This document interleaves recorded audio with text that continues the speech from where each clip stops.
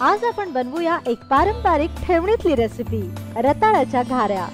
रताळं साधारणतः उपवासातच आवडीने खाल्लं जातं। पूर्वी उपवास सोडताना बनवल्या जाणाऱ्या पदार्थांमध्ये रताळ्याच्या या गोड खाऱ्या आवर्जून बनवल्या जात। रताळ्याच्या या गोड खाऱ्या खूप छान लागतात। चला तर मग आज शिकूया एक पारंपरिक पदार्थ, रताळ्याच्या घाऱ्या।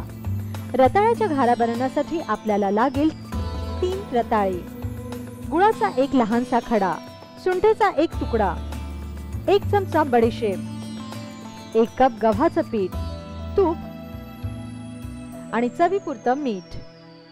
प्रथम रताळी उकडून त्याची सालं काढून घ्या।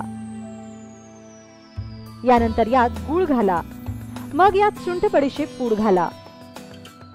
आता यात गव्हाचं पीठ घाला आणि चवीपुरतं मीठ घालून याची कणिक मळून घ्या। इथे तुम्ही गूळ किसूनही वापरू शकता। लक्षात असू द्या की आपण या पिठात पाणी घालणार नाही आहोत। रताळ्याच्या पाण्यातच हे पीठ आपण मळणार आहोत।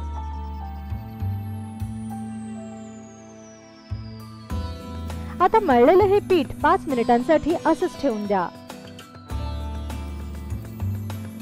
5 मिनिटांनंतर या पिठाचा पेढा करून घ्या आणि त्याची गोल गोल पोळी लाटून घ्या।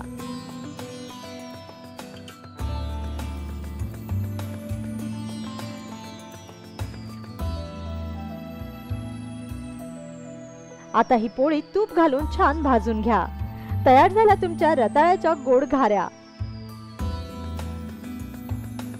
रताळ्याच्या या घाऱ्या तुम्ही घरी नक्की करून पहा आणि तुमच्या प्रतिक्रिया आम्हाला जरूर कळवा।